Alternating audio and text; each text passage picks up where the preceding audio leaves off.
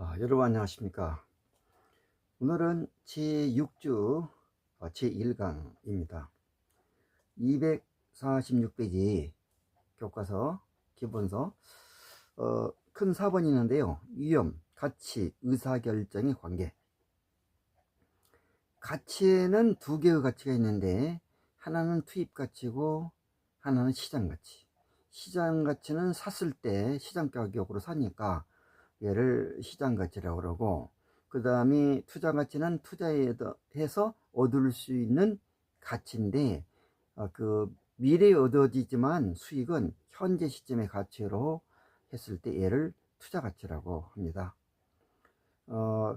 시장가치는 샀을 때의 가치이니까 투자가치라는 것은 꼭 미래의 투자에서 얻어진 수익의 현재 가치만은 아니고, 그 부동산을 예를 들어서 팔았을 때 들어온 돈, 이제 세후 지분 복귀액이라고 하는데요. 요것도 합계해서 투자해서 얻을 수 있는 가치. 이익도 당연히 매도해서 얻을 수 있는 이익도 포함되겠죠. 하여간 그 들어오는 값어치를 투자가치, 나가는 가치를 시장가치.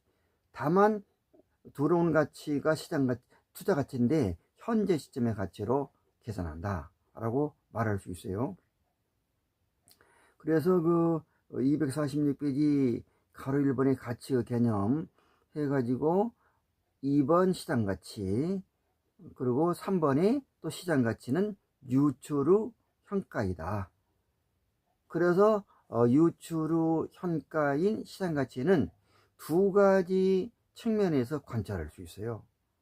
하나는 감정평가론에 있어서 시장가치, 하나는 지금 배우고 있던 투자이로 입장에서 가치. 자, 그러면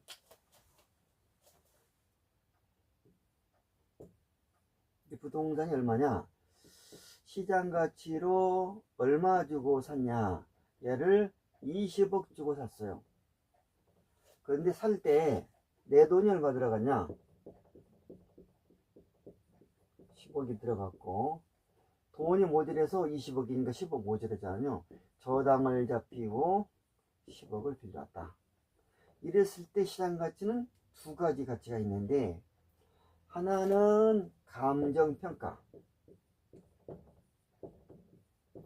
감정평가에서는 이때 시장가치는 얼마냐? 이때 시장가치는, 감정평가는 부동산의 가치를 측정하기 때문에 20억이에요. 현재 20억에 주고 샀으니까. 그 다음에 투자론. 투자론은 이 사람이 투자자죠. 이 사람은, 은행은 투자자가 아니고 그 공동 투자자가 아니고 돈 빌려주는 사람이에요. 이 사람 은행.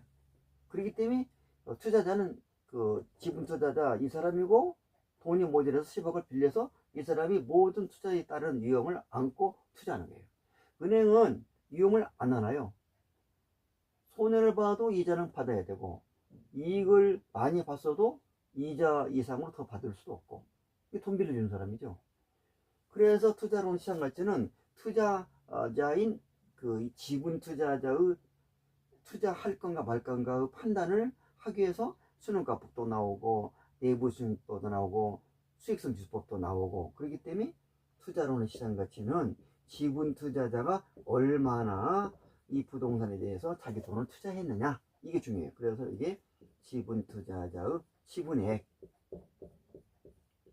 지분의 요거 시장가치 10억을 말한다. 여러분 아셨죠? 시장가치는 두 가지 개념이 있습니다.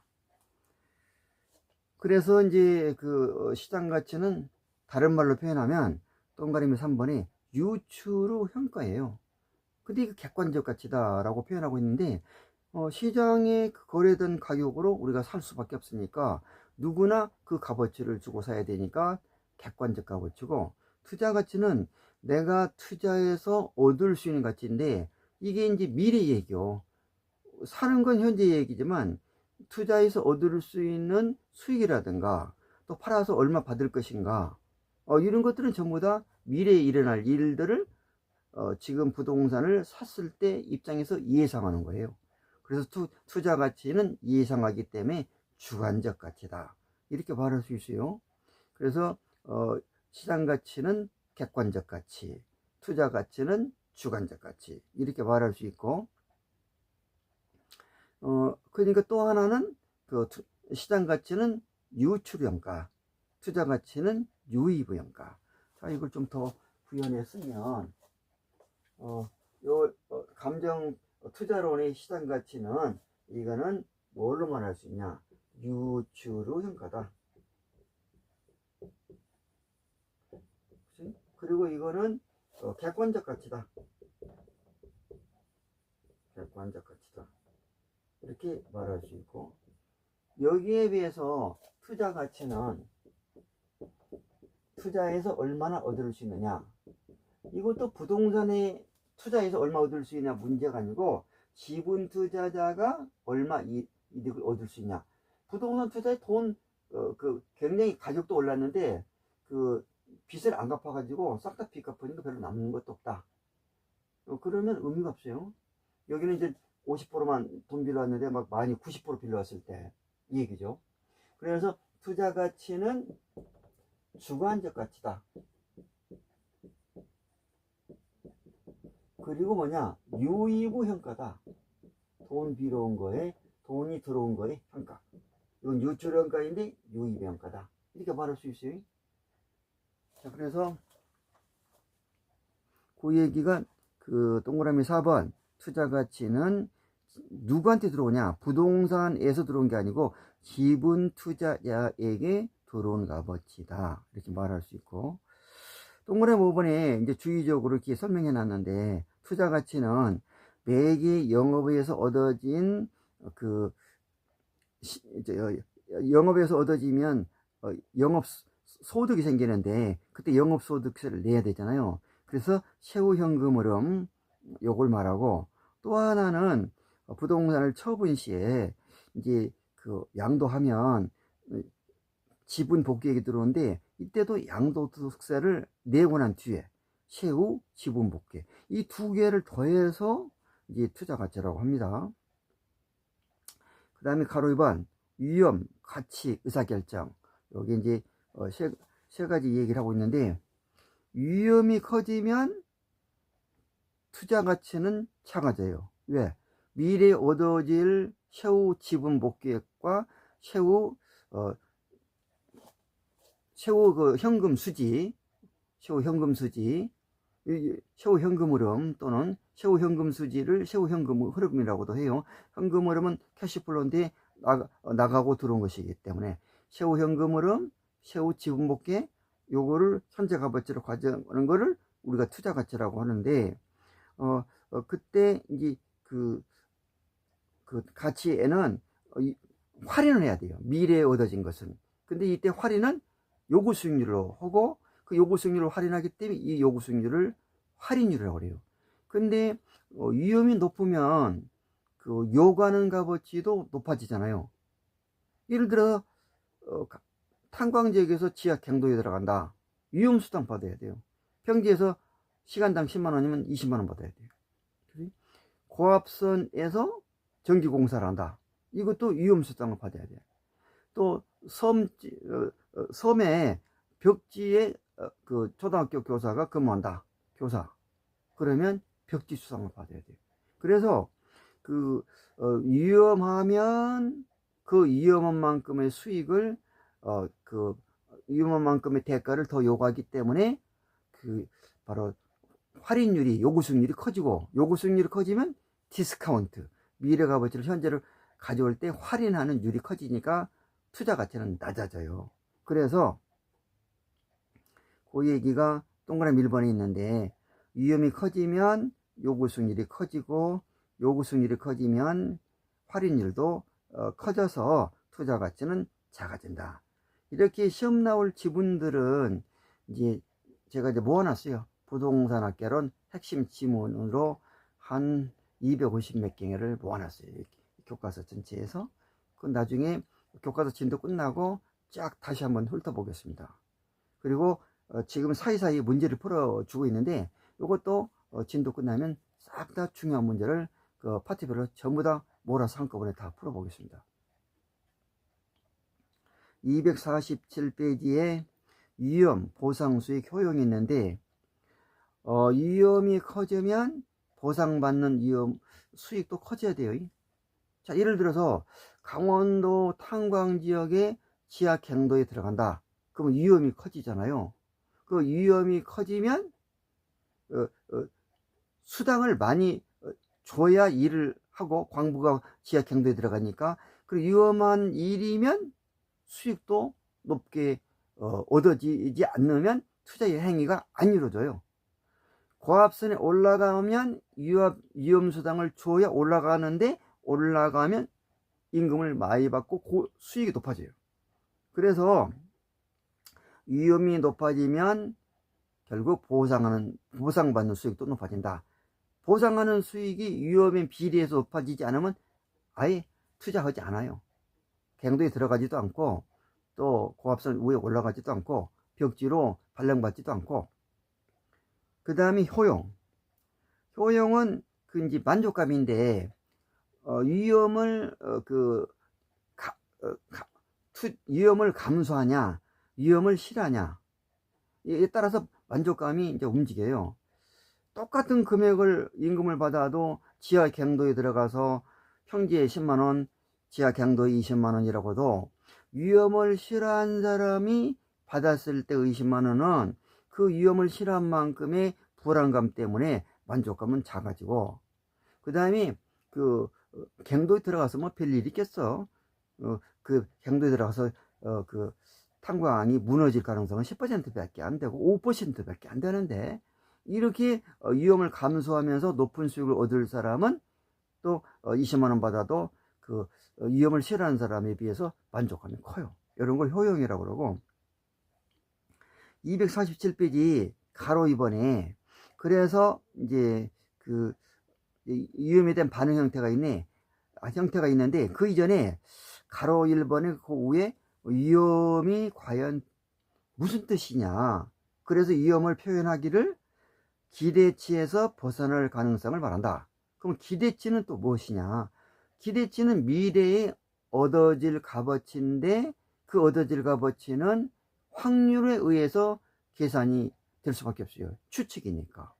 그래서 이걸 기대치고, 그 다음에 위험은 그 기대치에서 벗어난 것을 위험이라고 하는데, 얘를 통계학적으로 말하면 표준 편차로 측정되기도 하고 분산으로 측정되기도 한다. 근데 시험이 표준 편차를 계산해라, 분산을 계산해라, 그 기대 수익, 평균 수익을 계산해라, 이런 것이 시험 문제에 나오니까, 그래서 그 부분을 이제 알아야 되는데, 자, 이제 그래서 위험에 대한 뜻하고 그 다음 기대 수익에 대한 얘기를 좀 해야 되겠습니다. 자, 그러면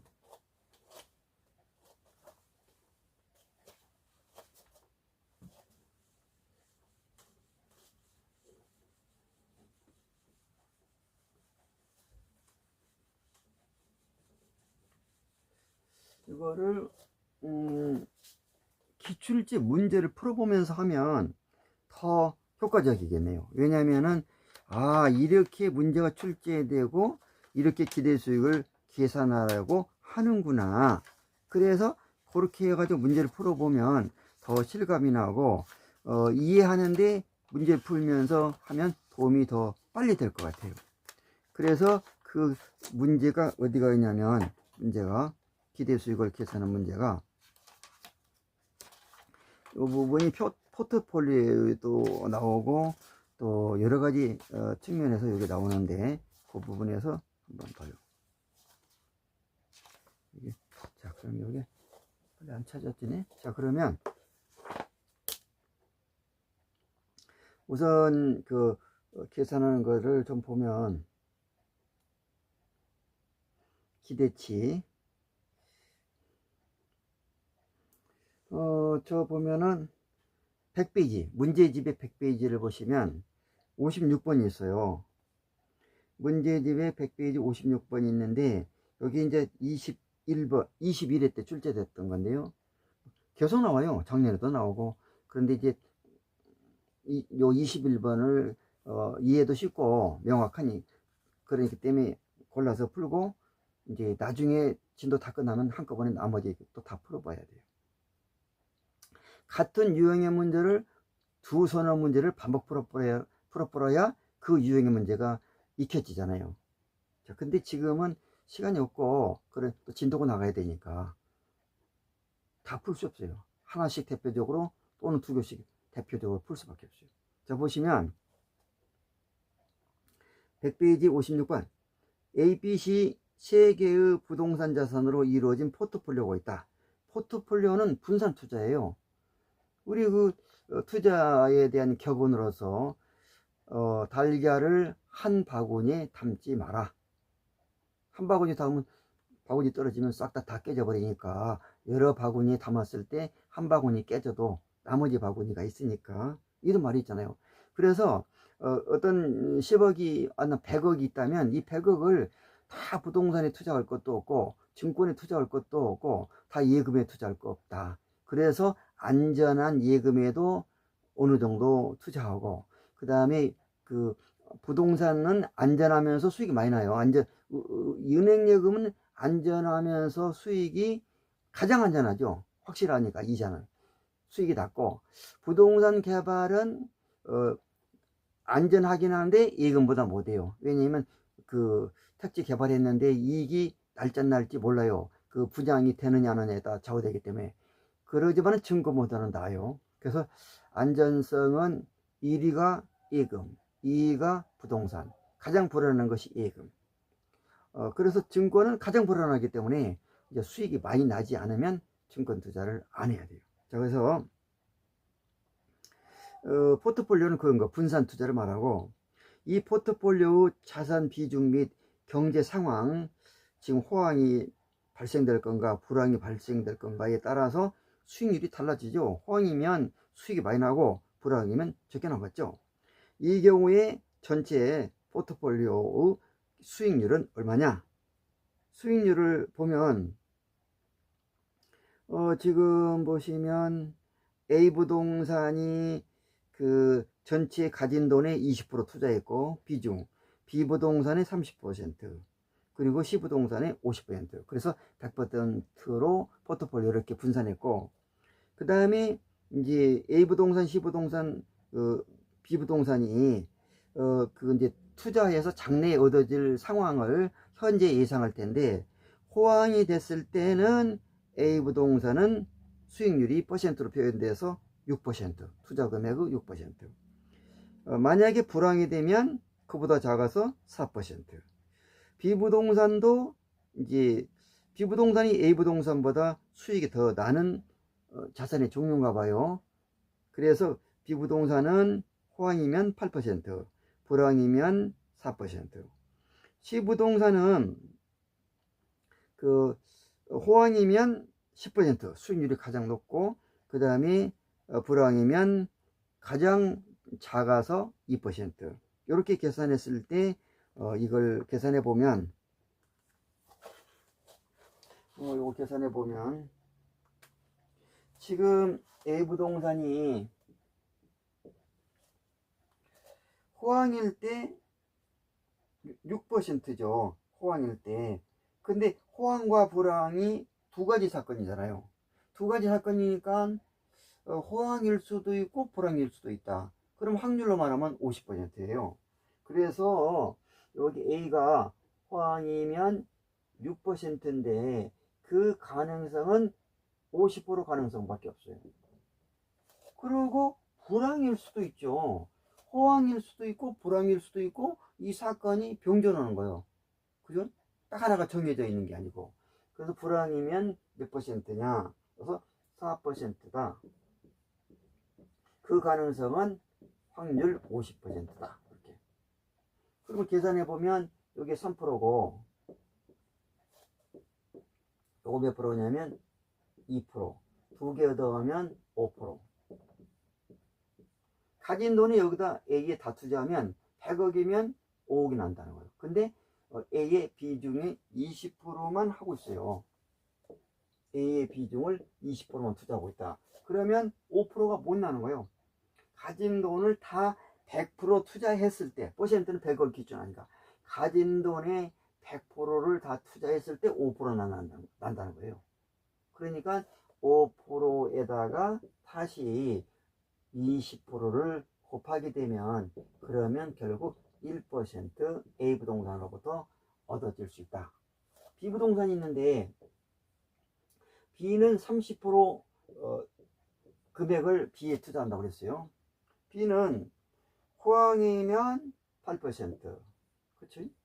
그 다음에 가능성 0.5. 아까 설명한 바와 같이 진행이 되죠. 이치가 이렇게 해가지고 똑같은 이치로 0.5. 그렇게 되면 여기 50%니까 4%. 요거는 얼마야? 4%의 절반이니까 2%. 다 더하면 여기서 6%.